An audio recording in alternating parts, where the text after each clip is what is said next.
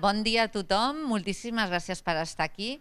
Buenos días a todo el mundo. Haré la presentación en castellano porque Debbie, aunque ella es nacida en Estados Unidos, vive en Milán y por tanto habla castellano, español y quizás entiendes algo.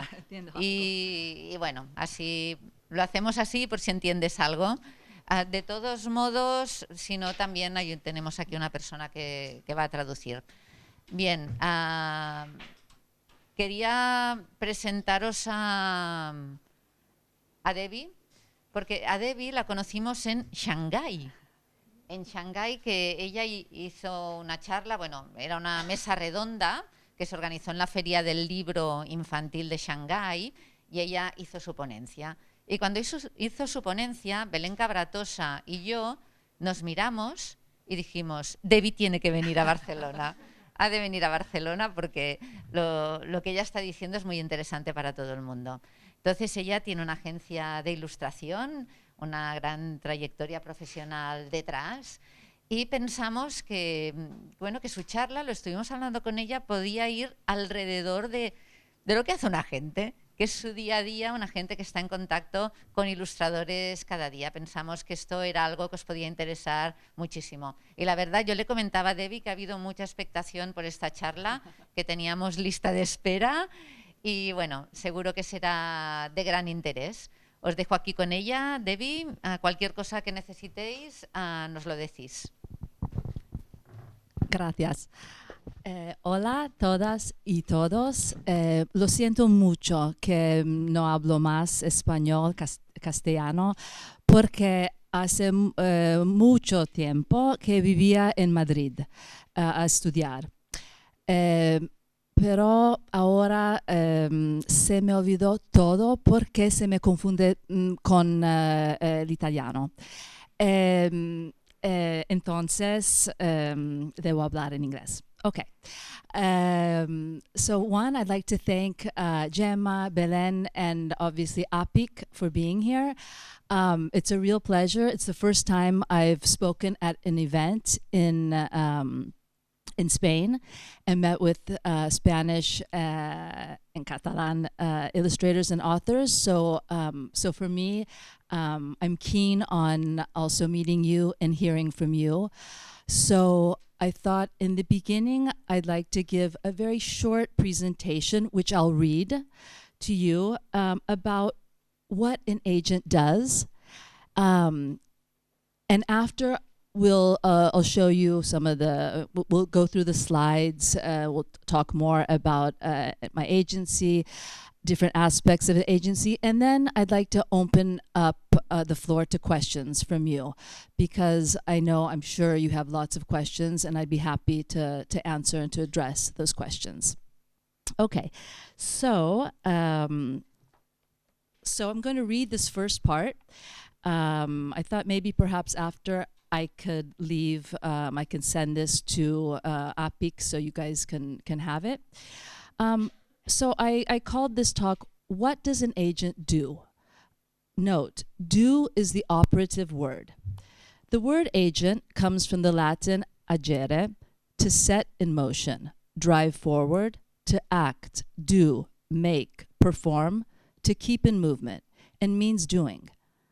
In late Middle English, the definition of an agent was someone or something that produces an effect. I find the etymology of the word insightful, as it describes the energy behind much of what I do as a picture book agent. Technically and legally, I represent and act on behalf of children's book authors and illustrators.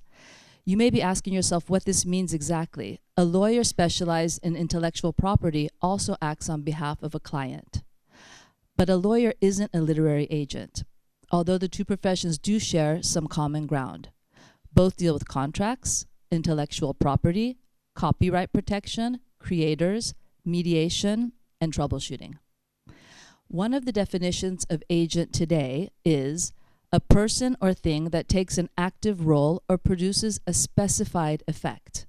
That's my job description in a nutshell. As an agent, I first and foremost set in motion a number of things for my client, the author-illustrator.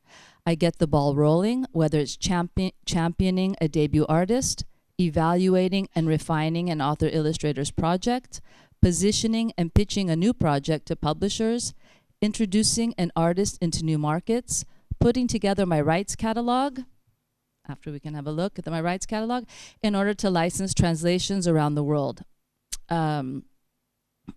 Negotiating deals, drafting and reviewing contracts, promoting the artist's work online, on social media or in person on business trips, book fairs, and festivals. In terms of driving things forward and keeping in movement, I use my skills and contacts to network constantly, to keep up with what is going on in the world of children's publishing, to reach out and meet new publishers and editors, to give talks about the children's market and children's publishing, to meet with colleagues and compare experiences.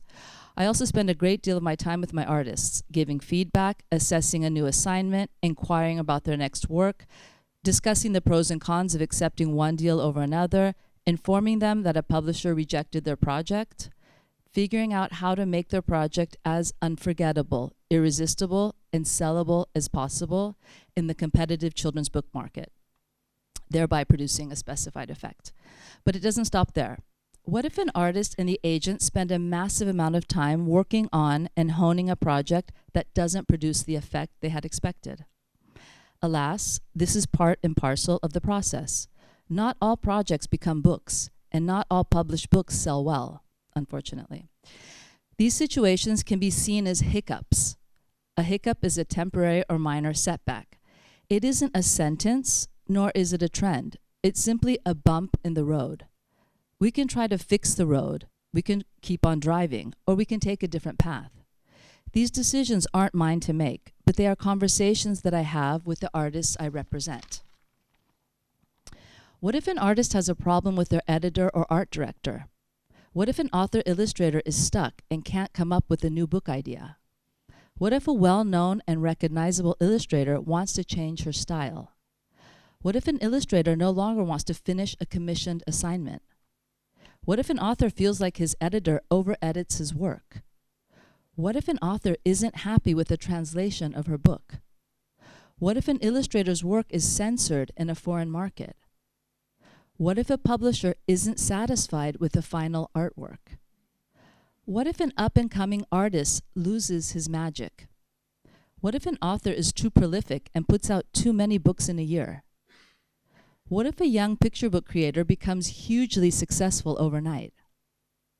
The above scenarios are not hypothetical.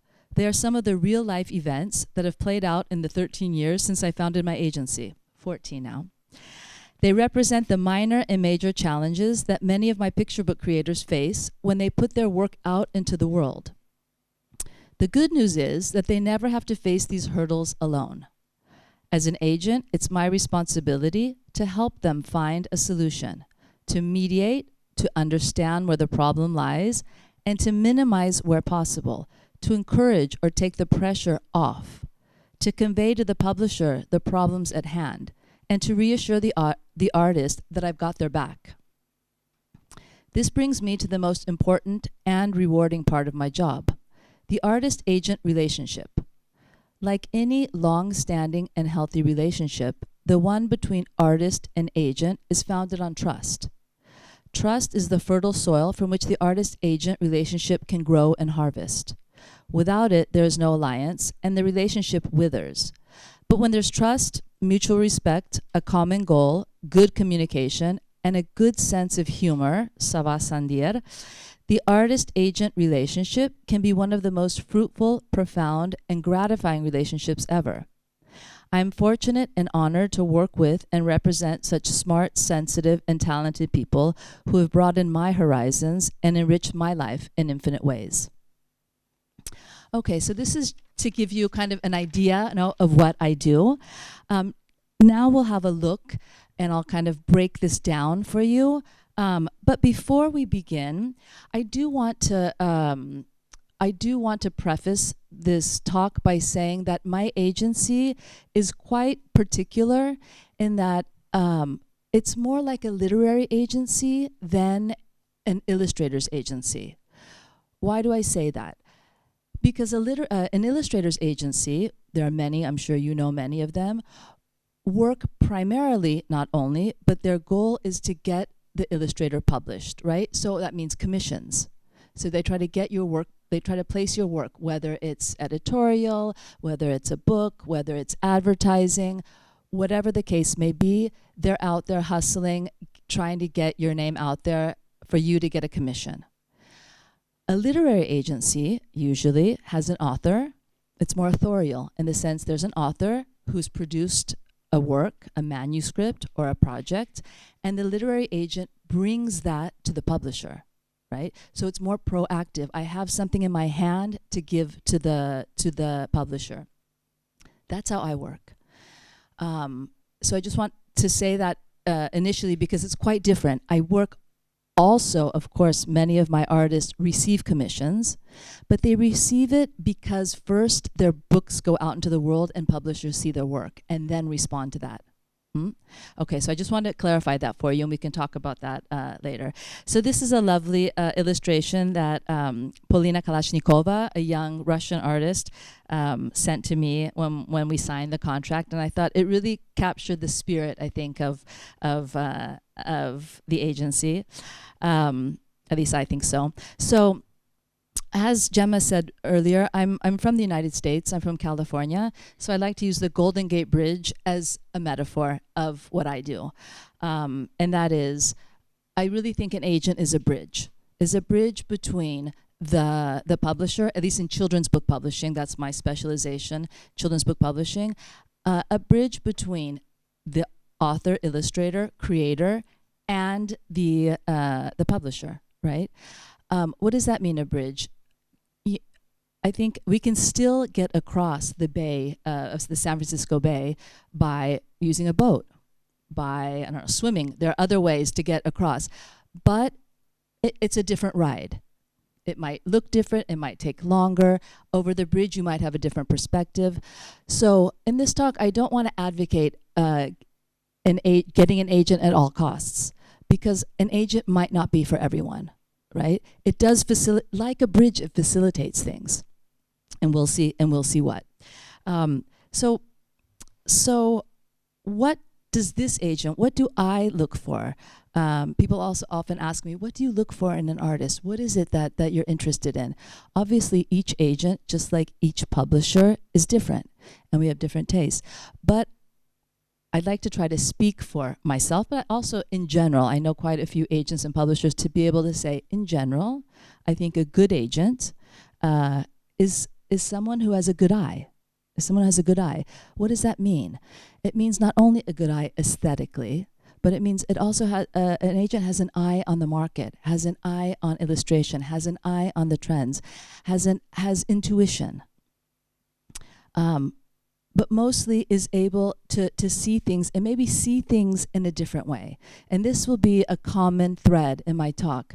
I really think I personally am interested in artists who see things differently than the average person. And this can come at a cost, and we'll see what that means after, but it can also be an asset. The other thing I look for, and I think the other thing you should look for in an agent, I think a good agent listens. What I try to do when I begin working with an artist is understand where they want to go, because ultimately it's your career, right? So you're putting your career in the hands of an agent, of me. So I need to really understand: are you at the very beginning? Are you a debut illustrator wanting to make a name for yourself? Are you a mid-career artist wanting to change something in your career, think maybe open up to new markets? Maybe you've published quite a lot in Spain and in the Spanish-speaking market, but you'd like to open up to the Asian market or to the English-speaking market.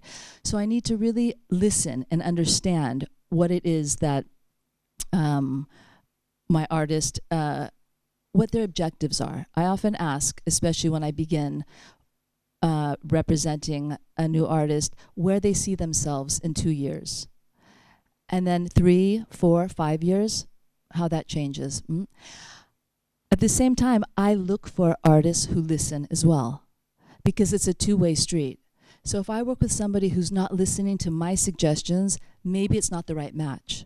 Not that what I say is gold or what I say is the law, because it isn't, but it's what I know, it's my experience. And so if what I'm saying doesn't help that artist, maybe we're not the right match. And that's something to keep in mind. It's a relationship. So this is Mariana Coppo. I don't know if those of you who know Mariana Coppo, I'll be speaking about her a bit more later. But this is an art. So Mariana is a picture book creator in that she writes her own text and illustrates her own text. But she's also open to illustrating other people's texts, which I find interesting. I find this because she's flexible. So in this case here, I had a new writer, author, David Duff, who is Irish, based in the UK, very interesting text. And I asked Mariana, hey, would you like to illustrate this? And she came up with something phenomenal. It will be published next year, this book here, in Spain by Andana. Andana is the publisher. But so what is it in Mariana? What is it I look for Mariana? Mariana has many, many, many incredible characteristics, but she has an incredible intelligence and sensibility, and I think her works really speak to children. They also speak to adults, but that's something I like. I like her irony, and I think irony is something that will come back again and again. Renato Morricone, Brazilian artist, quite a bit of a hero in Brazil. Not as known maybe in Europe, or he did the book Barbaro. I don't know if you guys know Barbaro, but anyway, he surprises me. Renato surprises me. Renato is a virtuoso. I don't look for virtuosos, by the way. I'm not interested in virtuosity, but if a person is a virtuoso and they also have other things to say as well, it's interesting. He's interesting. He changes his style with every book. Not easy. Not easy for an agent to sell the work of an artist who changes his style with every book, because people say, oh, I like the illustrations in Barbaro. I like the illustrations. Okay, but I consider him as a picture book creator who has that freedom. He has that freedom because he has his market in Brazil, his core market. So he's able, and he's also been working for 20, 25 years, so he's able to do that. So I'll go a little bit faster here. This is Andrea D'Aquino, an American artist. I find in Andrea's work there's a certain poetry. There's something poetic about her work, something lyrical that I like. So just kind of quickly going through. This is a debut artist, Lexi Vanyas. She's American, based in France. I responded immediately to her work. This is a new project she's working on that we've just sold. What is it about her work that I like about it? I feel like it's a bit different from what I'm seeing these days. So that's what I'm talking about. I'm not so interested in seeing stuff that's already out there. I think a lot of people, of course there are trends. Of course there are artists who start, Beatrice Alemagna, no? We all know Beatrice Alemagna. There are lots of people who imitate Beatrice Alemagna. That's not interesting. For me, or I don't think it's interesting for publishers either. It's obvious that when you're young and you're influenced, that's fine. But I think then if you're able to assimilate all of the artists, of course you guys know these things, and then come up with your own voice, that's what I find interesting. So I think voice is what I find interesting. A personal voice, a personal style. This is Zdenka, an artist from the UK, who published his book The Moonkeeper, I think in Spanish. Oh my goodness, Editorial Juventud published it. Another thing that I want to mention is that I often sell rights territory by territory. So that means instead of selling world rights to one publisher, it depends on the offer we receive. I tend to sell the rights directly. So I sell the rights in Spain for Spanish, Catalan, Basque, Italy, Germany, France, United States, etc., etc. This takes a lot of work. So it's a little bit different again, maybe, than how other agents work. This is Bruno Zocca. This is also coming out in Spain. Oh my God, I can't remember the name of the publisher. It'll come to me. Anyway, it's coming out. And what do I love about Bruno? His humor. Like that bear says so much without even knowing anything about the story. The title is I Forgot How to Sleep. And just with that title, I feel like we have a lot of information in this illustration, a bit retro in terms of style, which I like personally.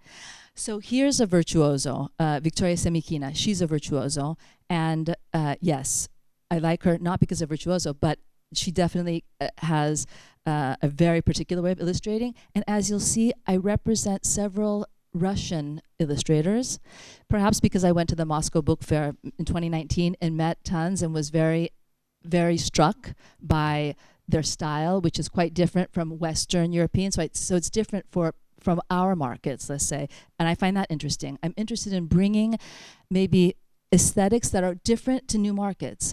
And I like when publishers tell me, oh, this is a bit different, that we don't really publish this kind of work. And I'm thinking, oh, good, because this is something new and different. And then perhaps you'll start publishing, or another publisher in your market will. So let me go back just a minute here. When I began in 2011, do you guys know the book La Foresta? Riccardo Bozzi, Valerio Vidali, okay, Violetta Lopez. So that book was written by, the author's my husband, and he wrote that book for Valerio Vidali. And then Valerio asked Violetta Lopez to, anyway, that took us 7 years, okay? From concept to publication. So that's like crazy, obviously anti-economical. But why is that? Why is it so important? Because I feel like what they did with that book is absolutely was unprecedented at the time. It was unprecedented. For those who don't know the book has die cuts. It has Japanese folding. It has embossing. It's super expensive to produce. Most publishers, well, all publishers said no to me for 2 years. No. But they also said, no, I don't like this style. No, those masks look like funerary faces. Lots of no's. But for me, I knew that they were doing something new, novel, important, and I believed in it. And all it takes is one publisher, one. So I told the authors, listen, I've pitched it to, in 2 years, I don't know, 100 publishers from around the world. At the time in 2013, 2014, people were saying, publishers would say, we don't do death. And I said, we don't do death? What does that mean? We don't do death. Like, death is part of life. And so then I just kind of repitched, like, the book is about the cycle of life. Okay, death, cycle of life, doesn't matter. But then all of a sudden, after 2 years, everybody's doing death. So what I'm saying here is, it's not important to follow trends. It's important to start trends.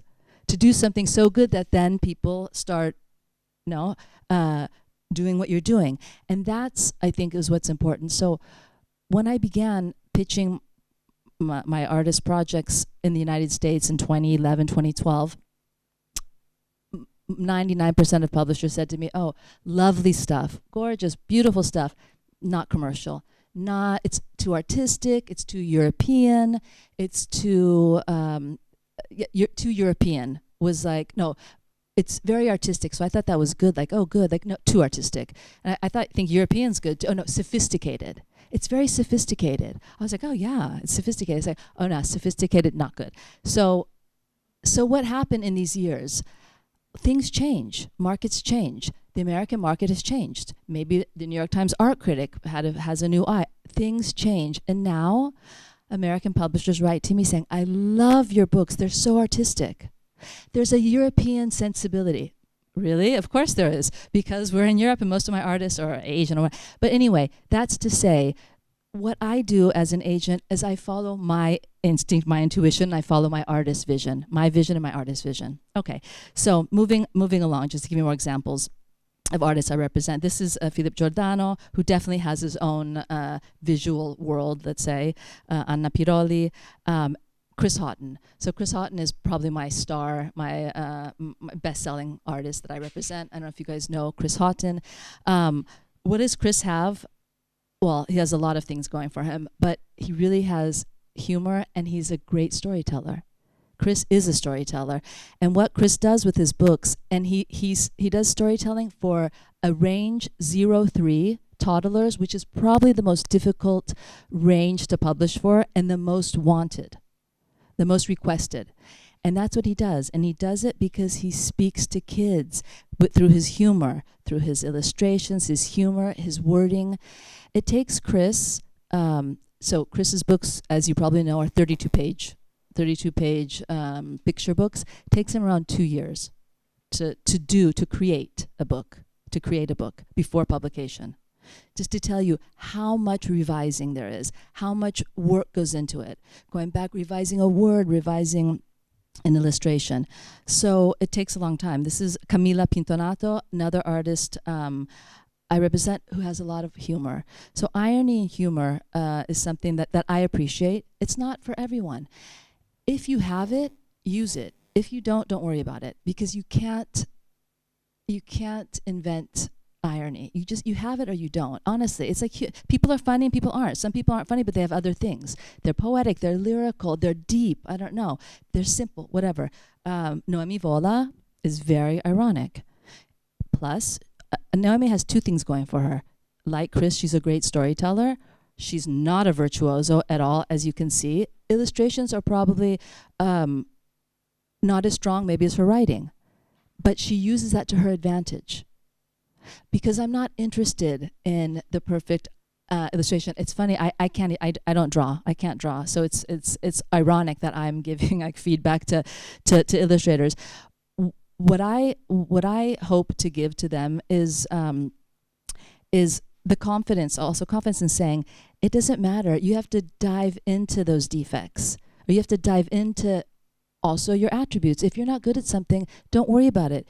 Go to what you're good at, and also accept those defects, because that's what makes your work interesting. That's what makes it stand out from other people's work. Noemi's work stands out. Now there are lots of people, a lot like alla Noemi Vola, alla Andrea Antinori, because, and these I think are kind of, their predecessor would be Valerio Vidali and Violeta Lopez. If you look in, I think it's interesting to look in a line of artists, and that's great. This is Anna Desnitskaya, has her own poetic, completely not ironic. She's Russian, very serious. She's not ironic at all, but she has other things.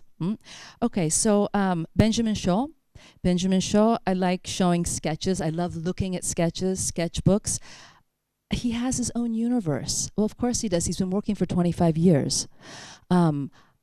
I dare say he probably had his own universe when he started, but who knows? It also comes. It comes also over time. But that's what I look for. I look for somebody who has their own universe, their own language. Okay, Miguel Tanco. Miguel Tanco is an interesting case for me, because after 15 years of working as an illustrator, mostly for Spanish-speaking publishers, Miguel is, of course, Spanish, but lives in Milan. He wanted to change his style, and he wanted to start writing his own books. He didn't want to illustrate other people's work anymore. And so he came to me and he said, I want to change my style. And I said, oh, this is an interesting challenge.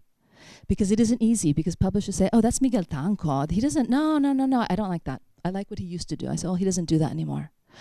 This is the new Miguel Tanco. So just to say, you can change also. You're not stuck. No, people feel stuck. Like, oh, I have to go on forever doing that style. No, you don't. It's challenging.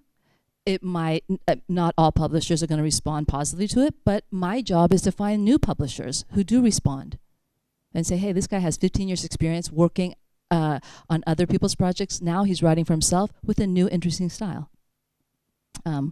So what is it for me that's important? For me, it's important, number one, that my artist books get out there in the world, but not only get out there in an important way, in a significant way. So I'm interested in placing them in different markets, because as you know, the Spanish market is very similar to the Italian market. It's quite a small market. Spain, not saying all of Latin America, Spanish speaking, but it's not a huge market. So how do you make money if you want to be a picture book author? It's not easy to live off. How do you make money? Well, by selling rights in different countries.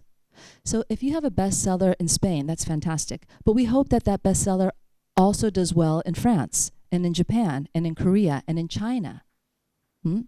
I have a book that's selling in China like 10 times more copies than they're selling in any other country.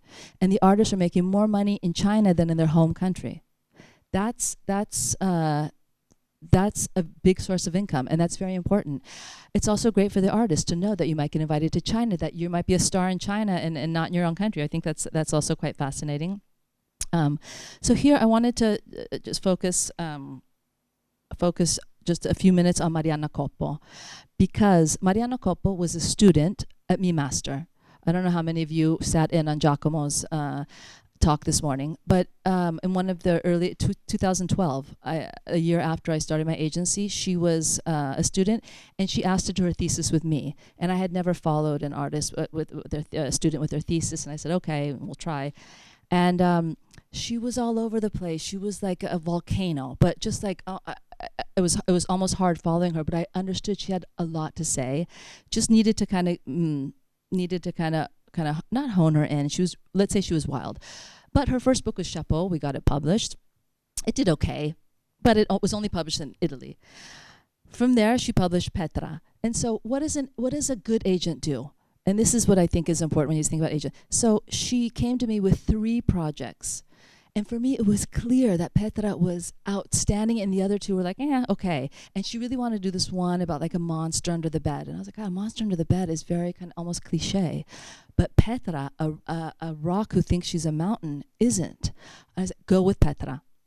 And so she did, and Petra blew up, and she really became like an international name after Petra, because we got a very good North American publisher who did very well with the book, which brought in tons of book reviews, which then helped get other languages. Just to say, this year, so I've been working with Mariana since she was 22 years old, maybe 2012. This year she was invited to the Maurice Sendak Fellowship, which you can't apply for. You get chosen. And so she just came back. And so I think this is a really good, I think she's a good example for me. It's a very gratifying example of an artist who I started with when she was a student, and we still work together. So that's what I'm interested in. I'm interested in a long-term relationship and a long-term career. That doesn't always happen. You know, I'm going to skip the publishing chain because I think you guys probably know this. And also you can ask Gemma, and this PDF is on the computer, so you can have access to it. Just I think I want to concentrate more on what agents do. As I was saying, there are also breakups. Not all of my stories are success stories. Far from it. This morning, before I came here, writing emails, thinking, oh my goodness, this is going to be a divorce. So, and it happens. It happens a lot, and that's okay as long as it's done in a civil way. Like, we're adults, we have contracts, we can discipline the separation. That's okay. You can. Like, I don't want to work with an artist who doesn't want to work with me. It'd be very difficult. And so, of course, we have contracts. But of course, if an artist tells me, Debbie, it's not working, even before, like at the beginning, I asked for 2 years to be able to get started. If an artist comes to me and says, Debbie, it's not working, I don't want to, for one reason or another, of course, I'll try to understand why. But if it's not working, that's okay. That's okay. There's so many agents and there's so many artists, and I really believe that we'll find each other. So what do agents do? We talked about this before.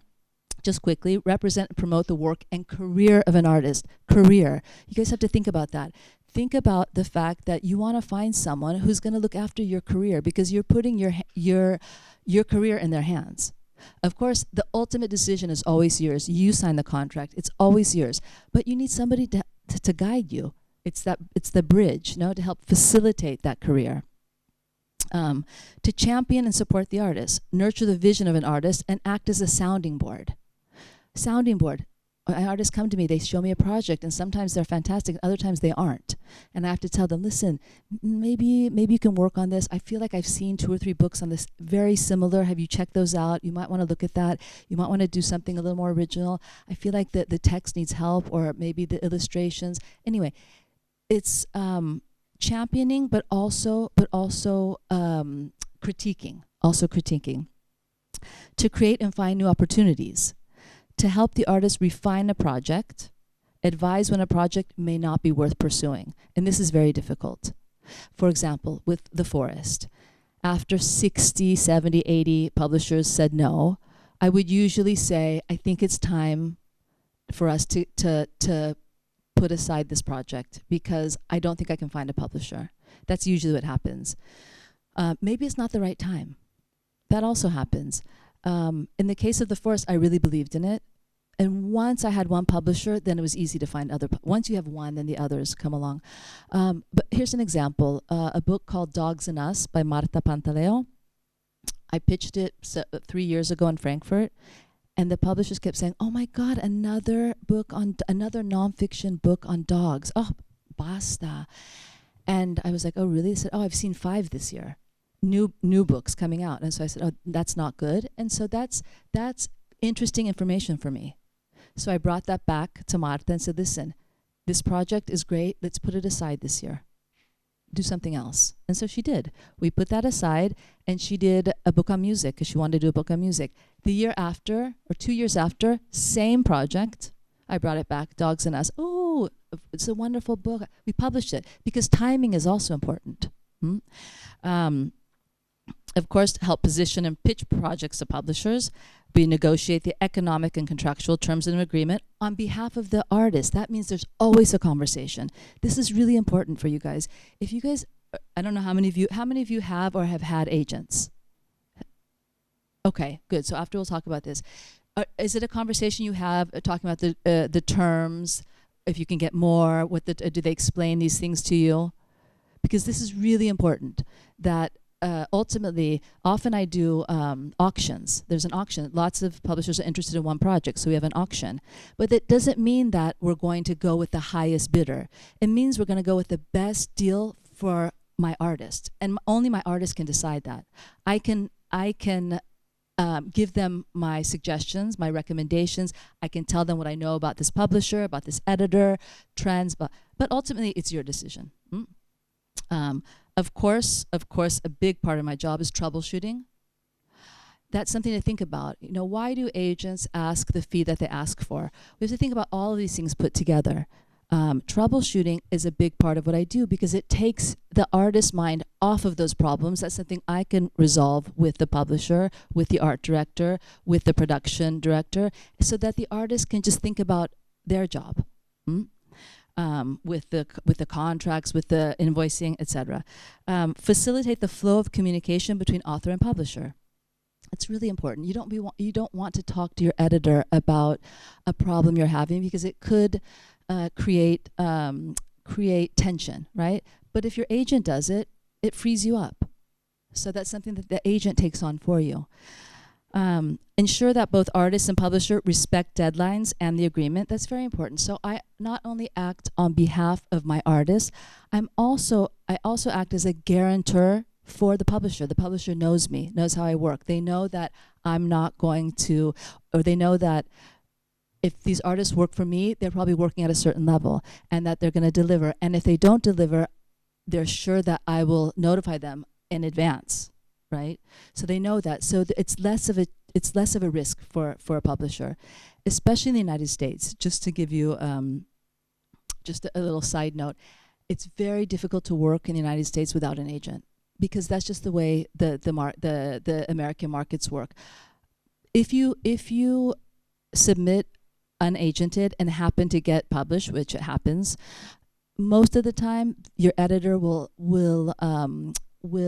suggest an agent. Say, hey, have you heard of this agent? You might want to go. Just because for them, it's the way they work, it's easier. They prefer it. They know that the agent knows exactly when we're talking about, right, and exactly what we're talking about. There's no misunderstanding about certain things in the contract. So it just makes things smoother. But not all countries are like that. And it's not, just to say, if you guys want to publish in the United States, it's probably important to get an agent in the United States or elsewhere. Actively promote artists through events, exhibitions, presentations, book fair, conferences, newsletters, social media. So it doesn't just stop with the book. It's not when I sell you the rights, it's like, oh, great, phew, done. No, that's the beginning. You have to make sure, what's the marketing plan? What's the marketing budget? When does the book come out? What's your publicist working on? Who are they sending it to? Then all the marketing. Because you can publish a masterpiece, but without marketing promotion, nobody's going to see your book. Nobody. And that's happened to me before. I've had books with huge publishers in America that with a debut artist, they're not really investing a lot. It's not John Klassen. John Klassen is going to get the high budget. A debut artist, And so it's like sink or swim, right? But sink or swim is devastating for a debut artist because if they sink, it's going to be their track record. Their first book didn't do well. So it's really important, not just getting the book published and being, okay, it's done, but ensuring that along the way the book gets promoted, distributed, If the book isn't available, why? And so this is all part of the agent's job. Okay, finding the right agent for you. So I'm sure I can also open this up to questions now. I'll leave this here. I'll just say one thing about this. You guys can take pictures. I'll leave the PDF here. The most important thing, it's a job finding an agent. Think of it as a job. Think of it as a job. So when you look for a job, how long does it take to look for a job? How much work do you put into that curriculum? It's the same process. I think it's really important to learn as much as possible about that agent. How do you do that? You go to their website. You listen to talks that they give. You read interviews. I do this all the time when I pitch to new editors. If I don't know an editor, I will find out as much as possible before. What do they like? What are they like? So that when I contact them, I have some kind of idea who I'm talking to and who I'm pitching to.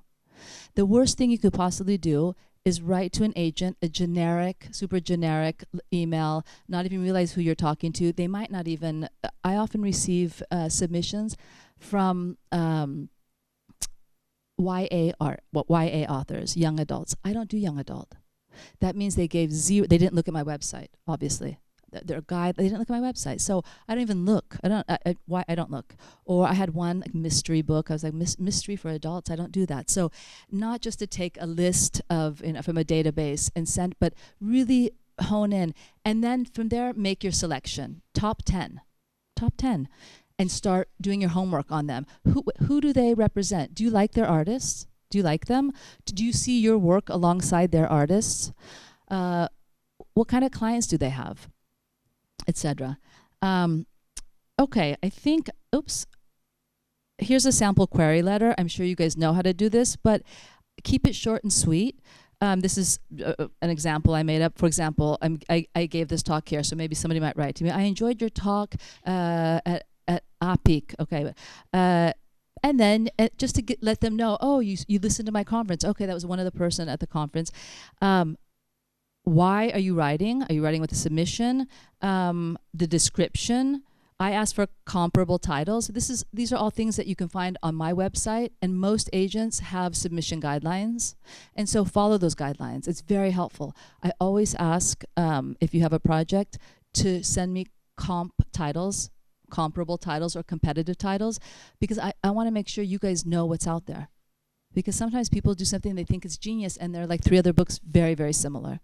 So that's like a first step. That's a first filter. And then I can look and say, maybe it was from 20 years ago. It's okay. It's important to know who you're competing with, because that helps position the book.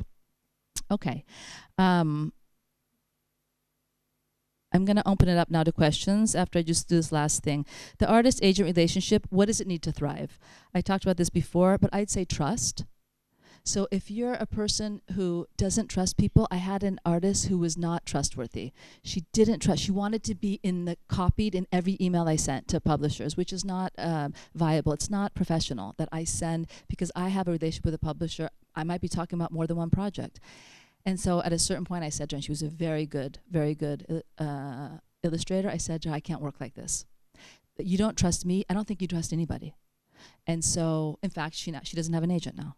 And I think she's happy without an agent, because it's all in her. So that's okay too. That's fine. So trust, affinity. There has to be some kind of affinity. No, you have to have a feeling with a person. If you don't have a feeling, then that's not the right agent for you. Mutual respect. It goes both ways, right? I very much respect. I respect my artists. I respect their time. I also expect that same kind of mutual respect. I don't want an artist calling me at 11:30 at night. It happens. It's just like, why are you calling?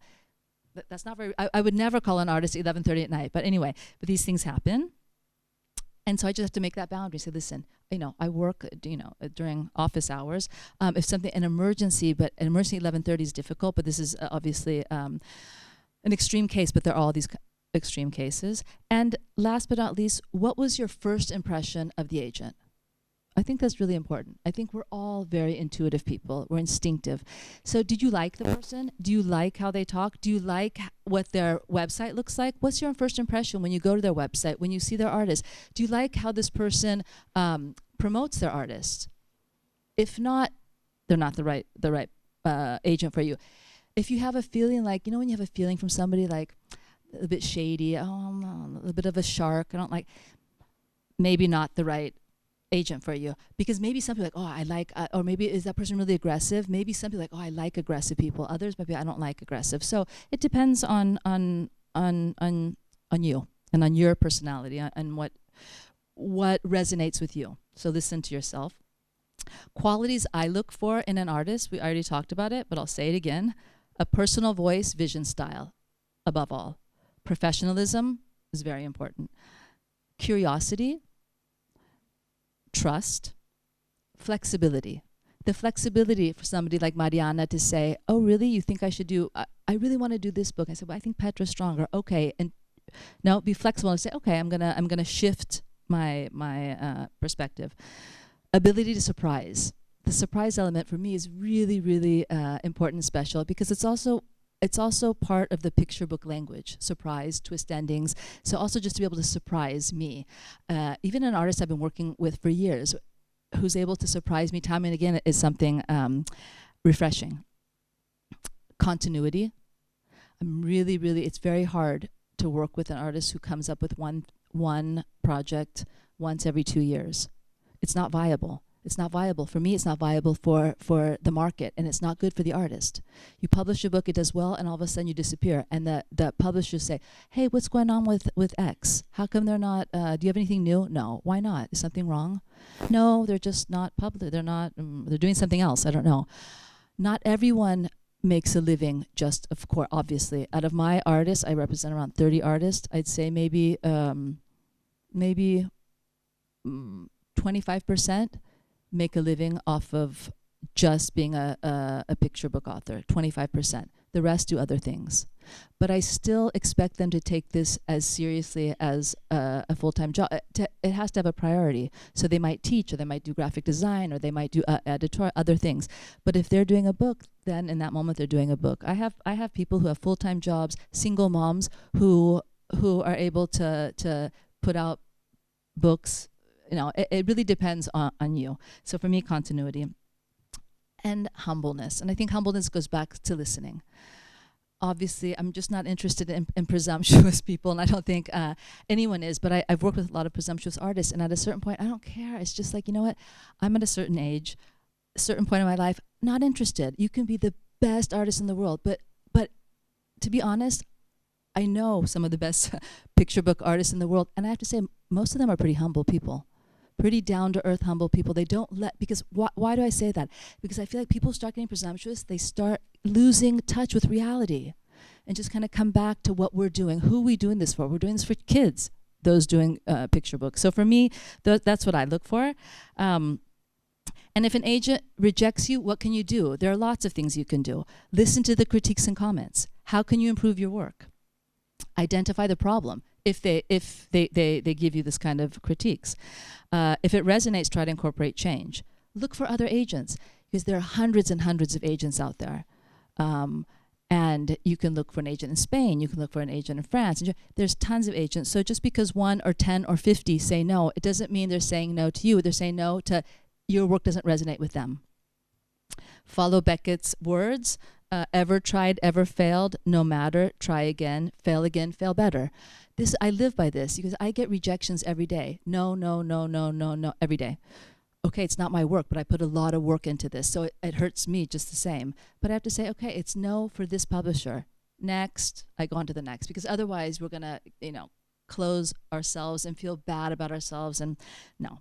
So don't be afraid of receiving a no. Sometimes a no forces you to reckon with what isn't working. Other times, it helps you to see that you may be knocking on the wrong door. Okay, let's open it up for questions. So I'm finished on my part. Whatever, any questions you have, I'd love to hear them. And thank you. Yes. Thank you so much for your talk. It's really Great, thank you. I wanted to know your opinion about when we are looking for an agent. If it's better to look for an agent that represents many illustrators or represents a small group of illustrators, if if we are looking for some more close attention, or if Yeah. it's better to look for an agency that is really big with a lot of illustrators. That's a good question. I think it depends on what you want. If you want volume, I think big agencies also have many agents. So you want to see the ratio. How for each agent, how many artists do they represent? Because if one agent represents 200, you're not going to get a lot of attention. And what that means is they're going for volume. They're going for numbers. And so every time they get a commission, they'll be like, hey, we have these 5 artists for this commission. So the chances of you getting a lot of work isn't great. But what I would do is I would look at their roster of artists, and if you know any of the artists, I would reach out to them and say, hey, I'm a colleague. I saw that you represented. What do you think? Do you like? Because I think getting that kind of feedback is great. They might say, you know what, yeah, I've got some work. Actually, it's pretty good. Or you know what, not getting a lot of work. I'm leaving the agent. So it really depends. I think it depends. It depends on what kind of illustrator you are. If you're looking for commissions and you see that it looks like they're getting a lot of work, it could be interesting. But I would very much look at the bigger agencies. They divide their work between different agents. So one agent will be specialized in children's books, another in editorial, another in advertising. See how that is and see how that could work with you. Okay. Thank you so much. You're welcome.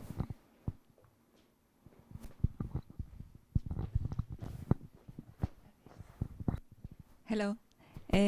When you say you are a literary agent, that means that in the presentation we should, do you expect a project, not a portfolio? Or maybe you can have a portfolio? I'm not sure if I understand. Do I look at portfolios? Is that what you're asking? Yeah. Do you represent the artist's work or a particular project? Very good question. Thank you. Excellent question. I represent the artist, all of their work. So my contract is with the artist, is with their output. Whether it's their project or whether it's a commission, I represent not just one project. Yeah. So I represent. So I do look at portfolios, but I really decide if an artist has a project. If an artist sends me a project that resonates with me, that's how I start looking at them. And I ask what kind of projects they have. Of course, I'm interested in seeing their projects. So I'm really interested in not only author illustrators. I do represent a few illustrators who are pure illustrators, but most also write. So that's a good question. Okay, and just one more question. Yes. About the continuity, Mm-hmm. if an illustrator doesn't reach you with new projects, maybe you can write them to know if they're actually working on something, or Yeah, of you course. just expect No, of everyone? course. Okay. No, of course. I write to them. I say, hey, what's going? Little nudge. Hey, what's going on? How you doing? Haven't heard from you in a long time. Are you working on something new? Mm. And then after a while, we see. And if this goes on for a long time, usually that helps. And they'll tell me what they're working on, or maybe a lot of times people get pregnant, life change, big things, which of course are understandable. But if it goes on for a while, and if they don't come up with something, then I suggest maybe let me know within the next year if you're going to be doing something. And I'm not going to cut you off, but after several years, it's difficult to get back in to the swing. Okay, thank you. You're welcome.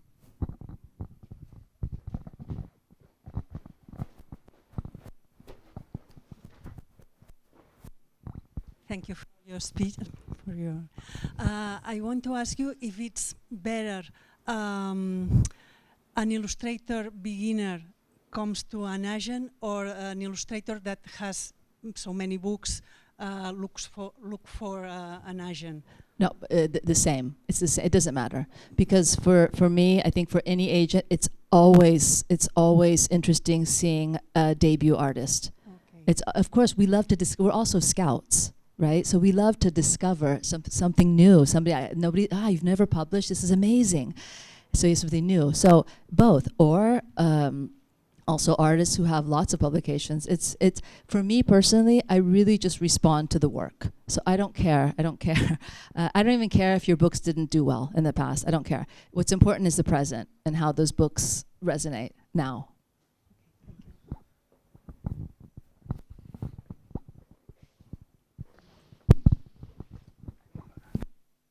So, if we are illustrators that want to create our own stories, it's better for us to look for the literary agency than only a illustrator agency. Not necessarily, because lots of agents, illustrator agents, also represent children's books or books. I think what's important is that the agency you find, that they have someone specialized. It's like if I had to illustrate my, let's say I represent my artist. If my artist asked me, can you also represent my works in advertising? No, I don't have the contacts. I don't have the expertise, and so you really need that expertise, because it's a very different market than comic books or adult illustration. So obviously, you have to make sure that that agency has that ad hoc person. Mm-hmm. Yes. Hello. Does it happen to you that an illustrator comes to you with like a project and with a whole idea how the artist wants it to go, but the artist doesn't really know how to write it and asks you to find like a writer? Yeah. That happens as well. That's more difficult. That's much more difficult, because, as you know, usually in storytelling, the story comes first, the text comes first. The text drives the story, even though I know illustrators think in images, but usually story drives it. But I have done that. And often, something I didn't say before is that, maybe I did say it. I did say it, authors and illustrators together. And so a lot of my work is and that means that we're working together. And so it's the author, the illustrator.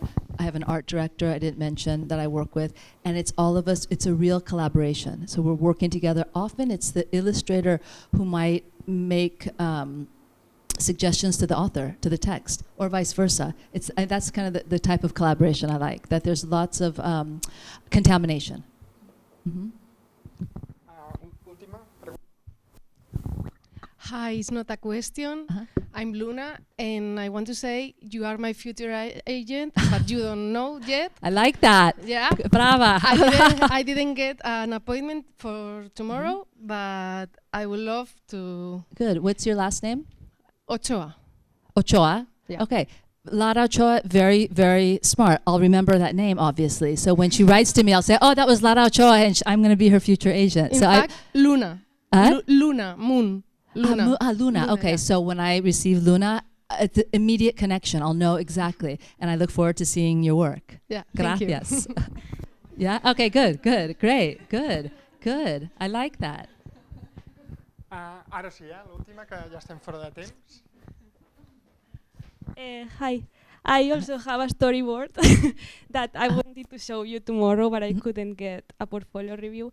But anyway, I wanted to ask about for submission. Yes. Is it okay to submit a storyboard or Yes. a dummy or something? No. more developed? Storyboard's great. So like thumbnail drawings. Yeah, totally. Storyboard's great. By the way, a few people have written to me before, and as I wrote on my website, I don't get back to everyone because I'm just, it's overwhelming. I have a lot of submissions. I read everything, and if I like something, I'll get back to you. Okay. There's no doubt about it. I'll get back to you. And even sometimes, and I try to get back to everyone, but I received one of the best emails ever from a woman. The best email. I think she's actually more of a writer, and unfortunately, her work didn't resonate. But I wrote back to her the same day, and we went back and forth. But it just wasn't for me. But I appreciated her humor, her boldness, and so of course, if I don't write back, within 6 weeks, I say on my website, write back to me again. If I don't write back, it really means that I don't have time and I'm probably not interested. If I'm interested, I'll get back same day, because I look at everything. Just to say, I really look at everything. Thank you. Thank Can you. I ask one more question? No? Sí? Perdona, sorry. If you have an illustration agent, is it possible to have a literary agent at the same time, or would that conflict in some way? To have a what kind of agent? Illustration agent and literary agent, because I think they do both That would things. that would be weird. That would be weird. Okay. Yeah, because it would be almost like like same person with usually Sí. an author would have an agent, illustrator would have an agent, but the one person would have one agent. So that would probably, if you're an illustrator, I would go with an illustration agent. Okay, Yeah. thank you. Okay. So thank you all. Gràcies, Debbie. Thank you and good luck. I look forward to seeing some of your portfolios tomorrow or online.